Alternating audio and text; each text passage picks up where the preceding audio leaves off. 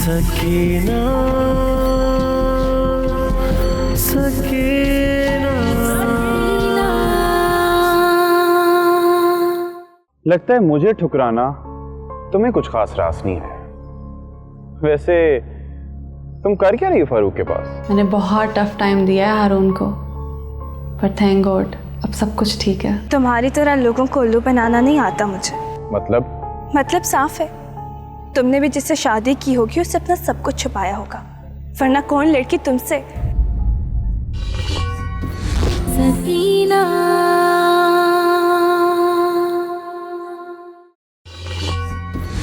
सकीना। अरे भाई उसका ध्यान रखा करो, अकेले ना जाने दिया करो, जमाना बड़ा खराब है। और तुम्हारा हस्बैंड भाई बड़ा नायाब किस्म का है, देखना कोई ले ही ना उड़े। ऐसा तो हो ही नहीं सकता अंकल, हारून सिर्फ मेरा है, हारून को मुझसे कोई अलग नहीं कर सकता। चाय लाऊं आपके लिए? नहीं भाई फिर सही, अब मैं चलूंगा, इजाजत, अल्लाह हाफिज।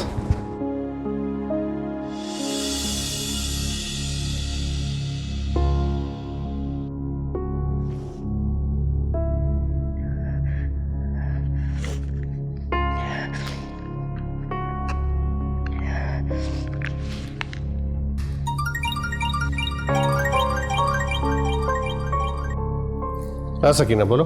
फारूक मेरी तबीयत ठीक नहीं है, मैं वापस आना चाहती हूँ। क्या तबीयत ठीक नहीं है? तुम्हारा दिमाग तो ठीक है। घर पे मुसल्ले पे बैठी रहो तो तुम्हारा दिल लगा रहता है, और वैसे तुम्हारी तबीयत ठीक नहीं है। और एक बात याद रखो सकीना, ये जॉब तुमने अपनी मर्जी से की है, वरना मैं तो इसके हक में बिल्कुल नहीं था। मैं तो चाहता था तुम्हें घर पे बिठा के मुफ्त में खिलाता, मगर तुम्हारी जिद। लेकिन अब जब तुमने ये जिम्मेदारी ली है तो उसको पूरा भी करो। मीटिंग तो हो चुकी है और डील भी तकरीबन फाइनल है, बकाया तो सिर्फ फॉर्मेलिटीज है, मेरा रुकना इतना जरूरी तो नहीं। देखो सकीना, तुम्हारे लिए क्या जरूरी है क्या नहीं वो तुम फैसला नहीं करोगी, बल्कि जिसके करोड़ों रुपए तुम पे लगे हुए ना वो फैसला करेगा।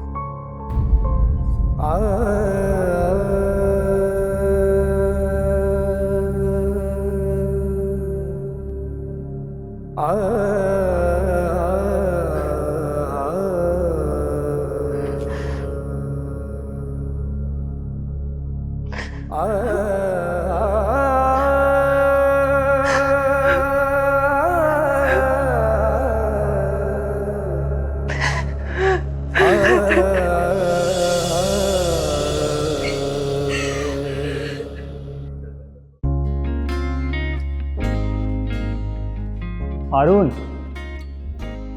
मैं तुम्हारा ब्रेकफास्ट पे इंतजार कर रहा था, किधर थे यार तुम? यार आई एम रियली सॉरी, वो एक्चुअली मुझे इस्लामाबाद जाना पड़ा इमरजेंसी में। अभी?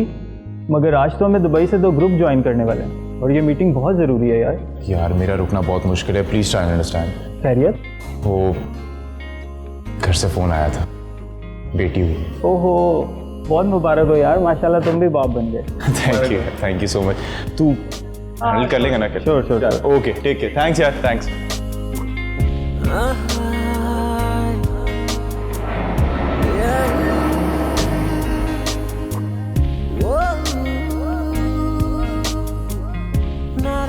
ऐसे क्या देख रहे हो?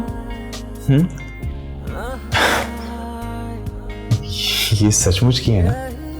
गोद में उठा के देख लो, जब रोएगी तो यकीन आ जाएगा। अरे नहीं भाई, मैं नहीं से गोद में उठा सकता यार, मैंने इतनी छोटी बेबीज आज तक कभी गोद में नहीं उठाई, बल्कि मैंने तो देखा भी नहीं इतनी छोटी बेबीज को। बहुत क्यूट है माशाल्लाह। निशी, ये बिल्कुल तुम पे गई है। फिर तो तुम्हें जरूर ही अच्छी लगेगी। वैसे बाय द वे, इसका नाम क्या रखा है तुमने? अभी तक नहीं रखा, तुम्हारा वेट करी थी, तुम आओ तो तुम ही इसका नाम रखो। मैं? हाँ, क्यों? भाई मैंने तो सुना था कि माओ को अपने बच्चों का नाम रखने का बहुत शौक होता है और वो ये हक किसी को नहीं देती। मगर मैं अपनी ज़िंदगी के सब इख्तियारात की तरह ये हक भी तुम्हें खुशी से देना चाहूँगी। तुम जब से मेरी ज़िंदगी में आए हो सब अच्छा ही अच्छा किया है। पापा ठीक कहते थे, तुमसे बेहतरीन तोहफा मुझे नहीं दे सकते, इसलिए मेरी बेटी का नाम भी तुम ही रखोगे। जहाँ तुमने मुझे इतना कुछ दिया है वहाँ मेरी बेटी को एक अच्छा सा नाम भी दे दो। सकीना, मेरी सकीना। सकीना? क्यों? पसंद नहीं आया तुम्हें? नहीं, थोड़ा ओल्ड फैशन है, लेकिन तुम्हें पसंद है तो ठीक है।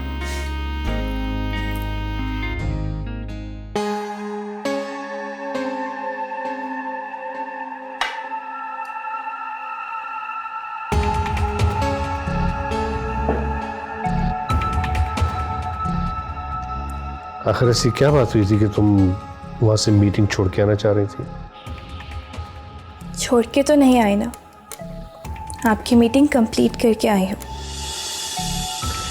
ठीक है, लेकिन पता तो चले ना कि ऐसी क्या मजबूरी थी जो तुम वहां रुकना नहीं चाह रही थी? जान के क्या करेंगे? अगर मैं ये कहूँगी कि उधर किसी ने मुझ पर मेली नज़र डालने की कोशिश की तो क्या आप उसकी आंखें निकाल देंगे? अगर मैं ये कहूँगी कि उधर किसी ने मेरी इज्जत पे हाथ डालने की कोशिश की तो आप उसके हाथ काट देंगे? नहीं, मैं जानती हूँ कि आप ऐसा कुछ नहीं करेंगे, क्योंकि मेरे मामले में आपकी गैरत कभी बेदार हुई ही नहीं। मेरी इज्जत आपके लिए इज्जत है ही नहीं। लेकिन अगर मुझे उसकी फिक्र होती तो मैं आपसे शादी ना करती। लेकिन मुझे परवाह सिर्फ उस ज़ात की है जिसके नज़दीक मैं बहुत अहमियत रखती हूँ, जिसने कहे बगैर वो वजह ही दूर कर दी जो मुझे वहाँ रुकने नहीं दे रही थी। बहुत भरोसा करती हो तुम अपने अल्लाह पे? अपने नहीं, हमारे अल्लाह पे। कभी गिला नहीं किया उससे कि तुम्हें उसने एक तवाइफ के घर क्यों पैदा किया? पहले किया करती थी, लेकिन अब सोचती हूँ गिला कैसे करूँ। मेरी तो ये जिंदगी भी उसका शुक्र अदा करने के लिए कम है। अगर वो मुझे पैदा ना करता तो इस कायनात में क्या कमी रह जाती। वो मुझसे मोहब्बत करता है तभी मुझे वजूद में लेके आया। वो आपसे भी मोहब्बत करता है तभी आप वजूद में आए।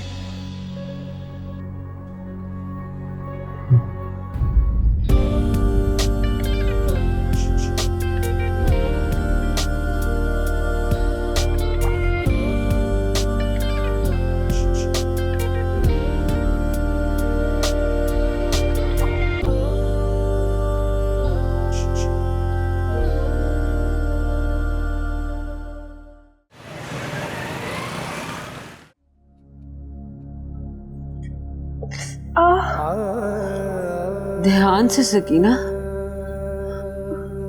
पता ही नहीं चला। पता तो जब चलता जब तुम्हारा ध्यान होता। वो पता नहीं कहाँ रख के आ गई हो तुम।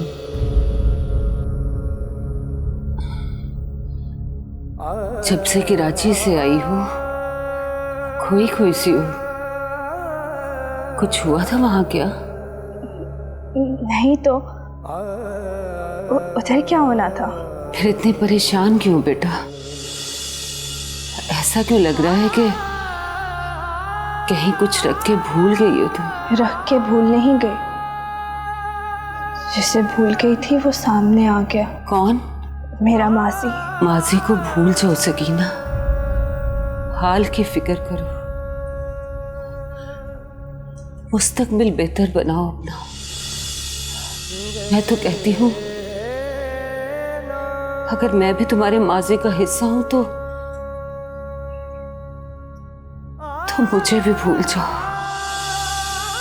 जाओ उठो और उठ के बैंडेज या मरहम लगाओ, कपड़ों को दाग लग जाएगा बेटा।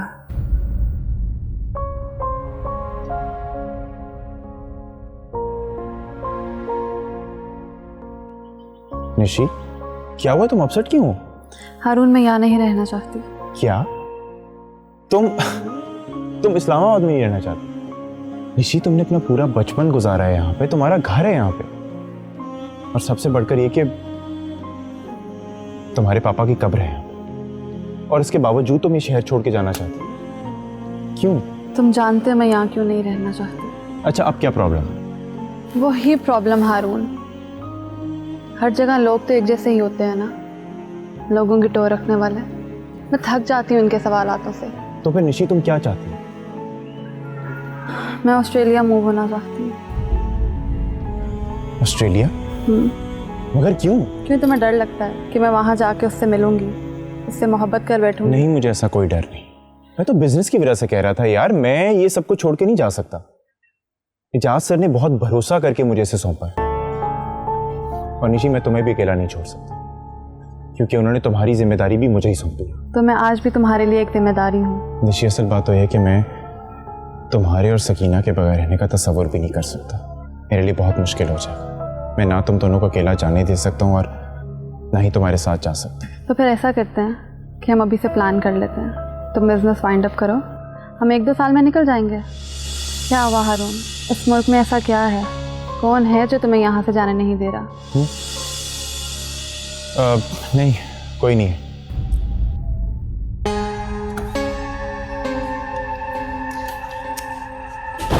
बस कीजिए पीना, इससे पहले ये आपको पी जाए। क्या करूं, कैसे देखूं ये सब कुछ? जब होश में होता हूं तो सबकी असलियतें खुल के सामने आती हैं। बहुत दुख होता है, बहुत तकलीफ। क्या माँ बाप, क्या बहन भाई, क्या बीवी और क्या औलाद, ये सब अपने फायदे के लिए इस्तेमाल करते हैं मुझे। सब, किसी को मुझसे हमदर्दी नहीं। ये सब मतलब के यार पैसे के पीछे भागते हैं। पता नहीं कौन कब इनमें से आके बढ़ के मेरे गला काटते। बदगुमानी अच्छी चीज नहीं है। बदगुमानी नहीं है, हकीकत है ये। मेरा बेटा जो भतीजा है मेरा, अपनी माँ के साथ मिलके, जो कि बीवी है मेरी, पता नहीं कब जहर खिलाता। और मेरा साला जो बहनोई है मेरा, मेरी बहन के साथ मिलके, पता नहीं कब गला काटते मेरा। बस करें, कैसी खौफनाक बातें कर रहे हैं, मुझे डर लग रहा है। तुम्हें तो डर लगेगा ही, क्योंकि तुम्हारी तो लगी बंदी चली जाएगी ना अगर मैं मर गया तो। फिर तुम्हें नए कदरदान, नए आशिक ढूंढने पड़ेंगे। वैसे एक बात है, तुम्हें कोई आशिक, कोई कदरदान ढूंढना आता नहीं है। ये तो मैं हूं जो किसी जिद की वजह से या किसी चैलेंज की वजह से तुमको बिठा के बैठा हूं। एक बात बताओ, तुमको कोई मिलेगा दूसरा? नहीं, तुम तो डरोगी मेरे मरने के ख्याल से, बेरोजगार हो जाओगी ना। बेरोजगार हो जाओ, नौकरी चली जाए।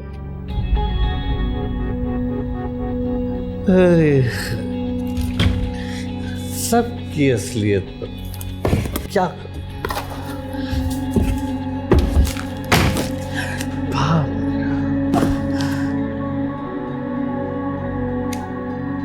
क्या है ये वो जेवरात हैं जो आपने मुझे दिए थे, और ये वो पैसे जो आप हर महीने मुझे देते। पिछले महीने भी इनमें से आधे से बच गए थे, और जब से मैं जॉब पे लगी हूँ ये चूक के तू पड़े हैं। तुम्हारा मकसद है कहने का कि तुम्हें मेरे पैसों की जरूरत नहीं है? नहीं, मैं बस ये बताना चाहती हूँ कि मेरी ऐसी कोई ज़रूरत नहीं है जिसने मुझे मोहताज बना के आपके साथ बांधा हुआ है। मैं बंधी हुई हूँ उस रिश्ते के साथ जो हमारे दरमियाँ है।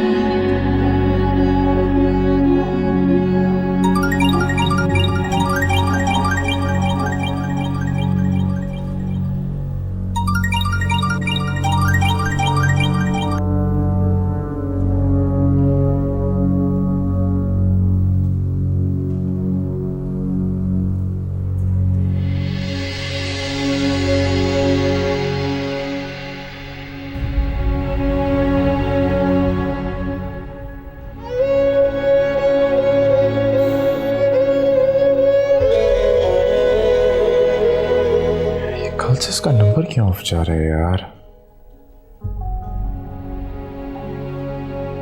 हारून, क्या हुआ? सुबह के 5 बजे किसको फोन कर रहे हो? Is everything all right? हाँ, एवरीथिंग्स ऑलराइट। कोई परेशानी है हारून? ओहो पापा, कोई परेशानी नहीं है, तुम सो जाओ। और कोई प्रॉब्लम हुई भी ना तो मैं खुद ही सॉल्व कर लूंगा, तुम्हें परेशान होने की जरूरत नहीं है। चलो शाबाश, सो जाओ।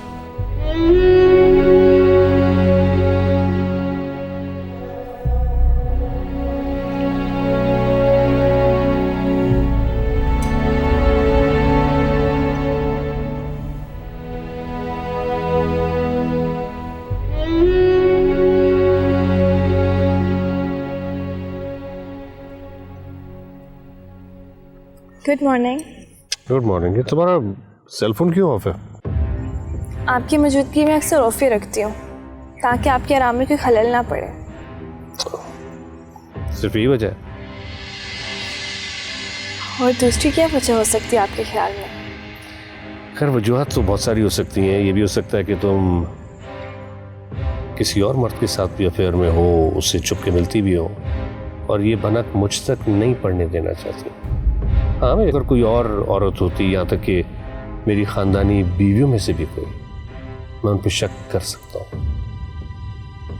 मगर तुम पर नहीं। रंग से रंग न मिल पाए तो 100 बल खाती है बेचारी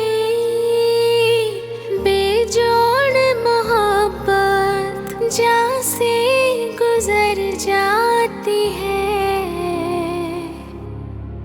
कभी लबों की लाली, कभी कानों की बाली, कभी पतझड़ के जैसी रूखी फीकी है ये जिंदगी, है ये जिंदगी, है ये जिंदगी।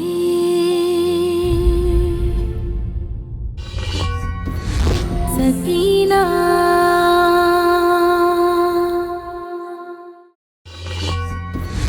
सकीना। फारूक कहते हैं उन्हें मुझ पे इतना एतमाद है जितना उन्हें अपनी दूसरी बीवियों पे नहीं। पहले से भी ज्यादा जरूरतमंद लग रहे हो।